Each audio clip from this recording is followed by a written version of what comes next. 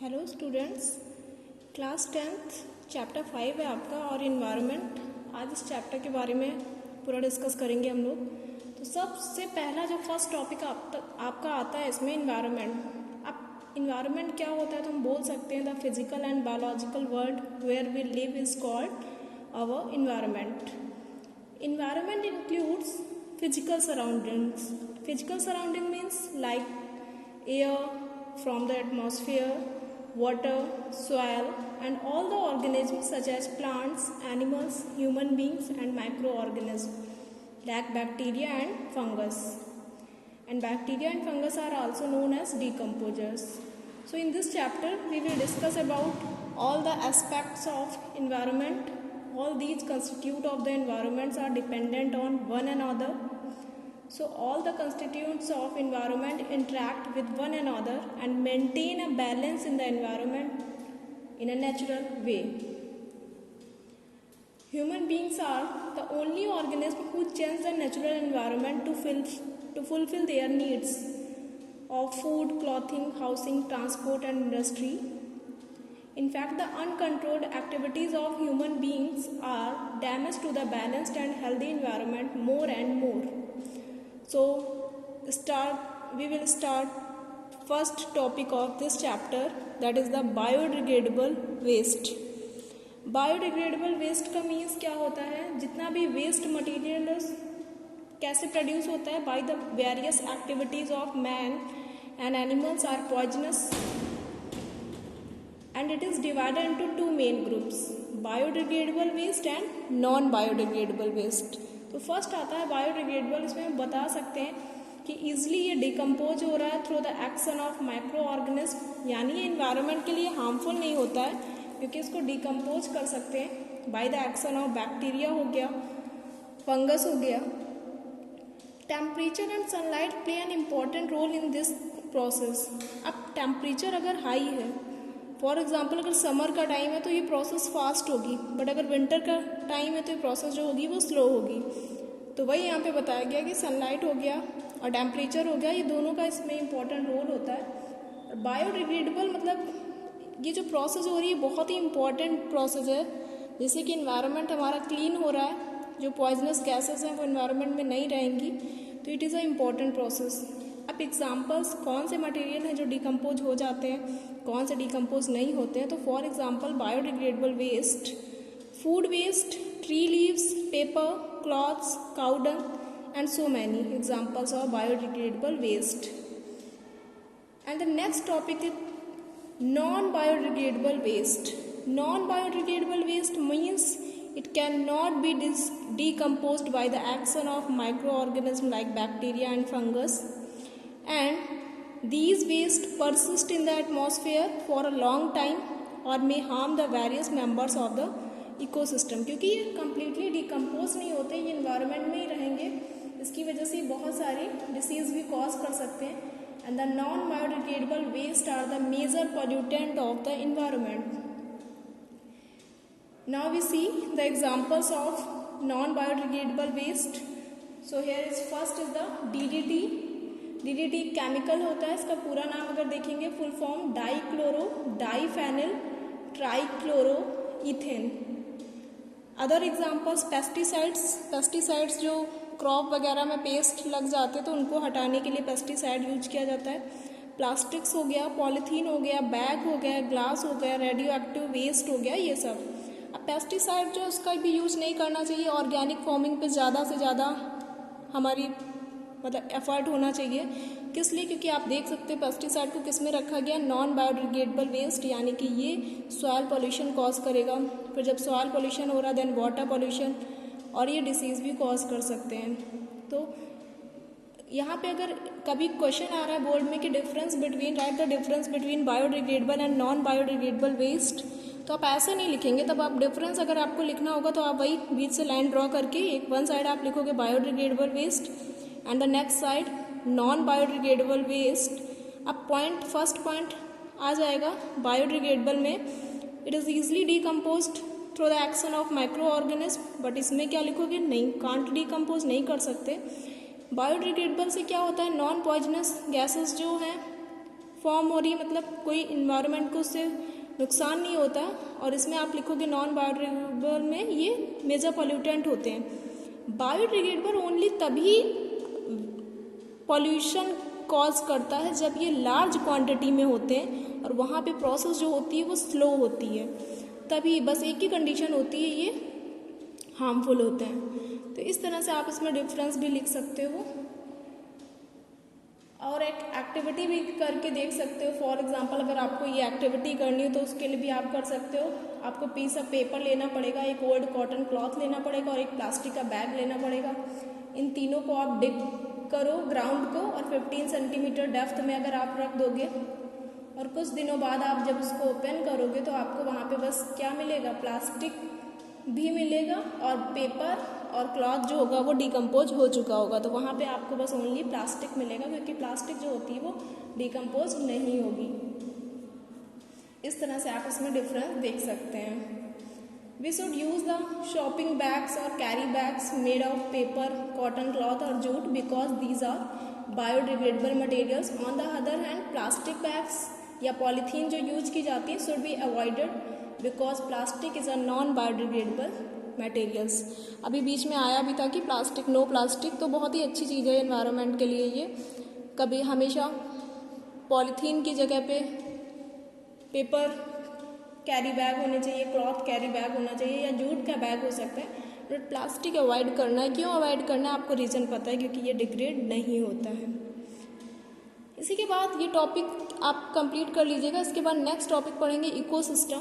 और जब बात इकोसिस्टम की हो तो वहाँ पे दो चीज़ें तो इम्पॉर्टेंट हो जाती हैं। इकोसिस्टम जो है वो बना किससे होता है, आप बता सकते हो an ecosystem is a self contained unit of living things, यानी उसमें प्लांट होंगे, एनिमल्स होंगे, डिकम्पोजर्स होंगे और साथ में नॉन लिविंग इन्वायरमेंट यानी सॉइल, एयर एंड वाटर, दोनों का जो कॉम्बिनेशन होता है, दोनों एक दूसरे पे जो डिपेंडेंट होते हैं, इसी को बोलते हैं इकोसिस्टम। यानी ecosystem is composed of living things and non living things. वो अभी हम बाद में डिस्कस कर रहे हैं। यहाँ पे टाइप्स ऑफ इकोसिस्टम पहले देख लीजिए। बस इतना ही है, आपके सिलेबस में से ज़्यादा डिटेल में नहीं पूछा जाता। इकोसिस्टम में बताएंगे natural ecosystem and artificial ecosystem. Two types of ecosystem are there, natural ecosystem and artificial ecosystem. अब नेचुरल नाम से ही लग रहा है नेचुरल इकोसिस्टम, तो इसको किसने बनाया है, नेचर। इसमें कोई भी मैन का इन्वॉल्वमेंट नहीं है। हाँ, उसको पॉल्यूशन करने में ज़रूर मैन का इन्वॉल्वमेंट है, बाकी उसमें कोई नहीं है। तो यहाँ पे क्या पढ़ सकते हैं हम, natural ecosystem further divided into two categories, aquatic ecosystem and terrestrial, यानी लैंड का या ग्राउंड बोल सकते हैं।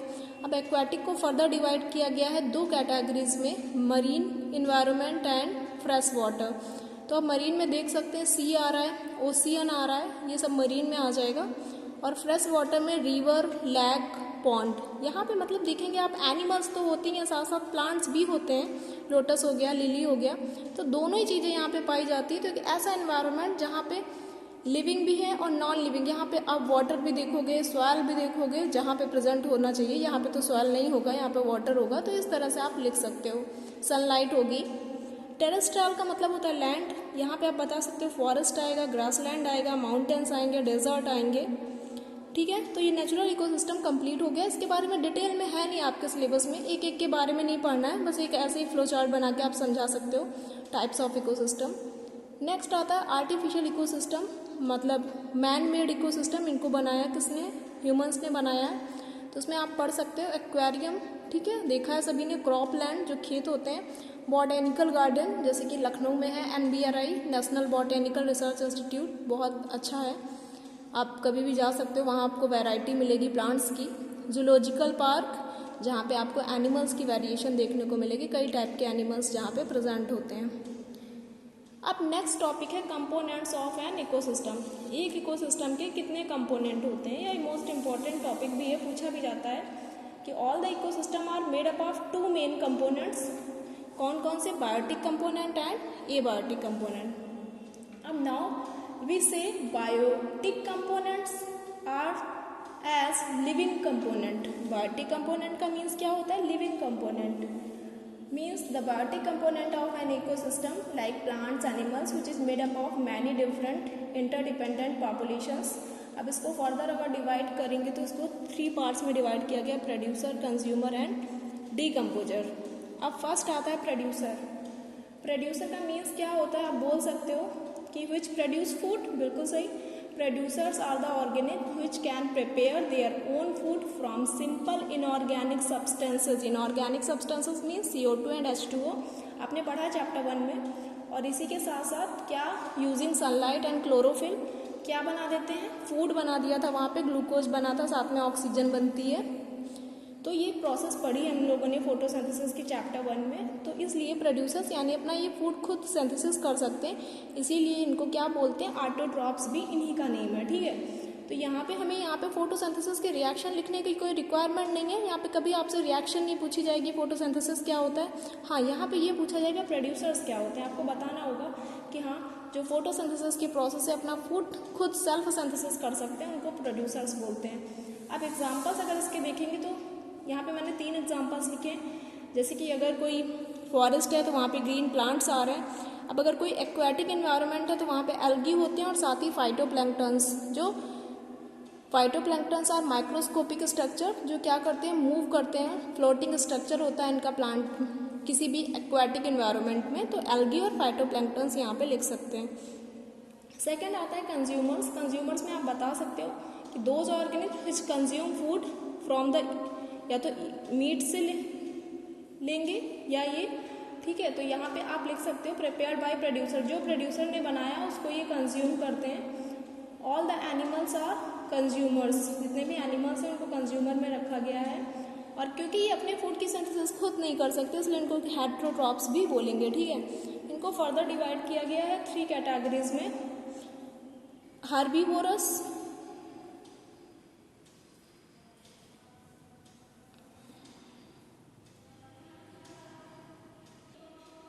इसमें फर्स्ट आता है हर्बीवोरस। हर्बीवोरस इनको आपने पढ़ा भी है, हर्बीवोरस किसे बोलते हैं, यहाँ पे एक्सप्लेन करने की कोई नीड नहीं है कि ठीक है।